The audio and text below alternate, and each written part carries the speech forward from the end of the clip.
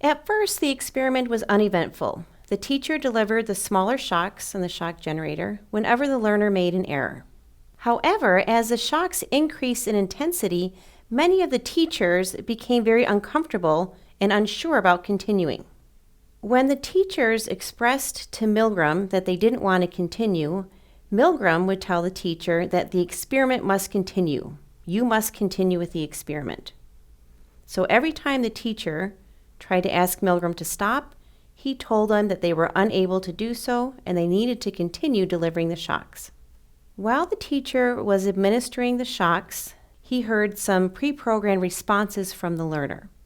For example, at 90 volts, the learner would yell, "Ugh!" And it's at these times when the teacher became uncomfortable and would tell Milgram, "I want to stop." And recall, Milgram would say, "You must continue, the experiment must go on." At 150 volts, the teacher would hear the learner yell, "Get me out of here. My heart's starting to bother me. I refuse to go on. Let me out." Here again, the teacher would become uncomfortable and tell Milgram that he wanted to stop. In each instance, Milgram reminded the person that he had to continue with the experiment and that he could not leave. Finally, when the volts went past 330, the teacher would hear no response from the learner at all, and this implied that the learner was either unconscious or worse. Remember when Milgram asked those experts how many people would go up to 450 volts? Well, they were very wrong. In fact, in his results, he found that 65% of the participants went all the way to 450 volts. Also, there were no differences in the sexes, meaning men and women were equally likely to go all the way up to 450 volts. Interestingly, adding the yelling of the learner at 150 volts, where he yelled, "Let me out of here, I don't want to continue," did decrease obedience from 100% down to 83%.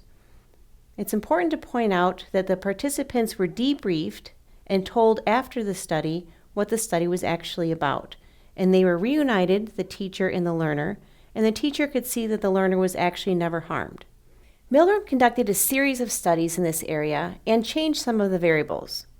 For example, he changed the attire of the researcher. It turns out that people were more likely to obey when the researcher was wearing a white lab coat than when the researcher was more casually dressed, like here. In one experiment, he changed the proximity of the teacher and the learner and removed the barrier so they could see each other. In these situations, the teacher was much less likely to go all the way to 450 volts. These are called systematic replications of the original research study. So it turns out there are many variables that influenced obedience to authority. Now let's go to Greg to talk a little bit more in depth about the ethics of this Milgram experiment.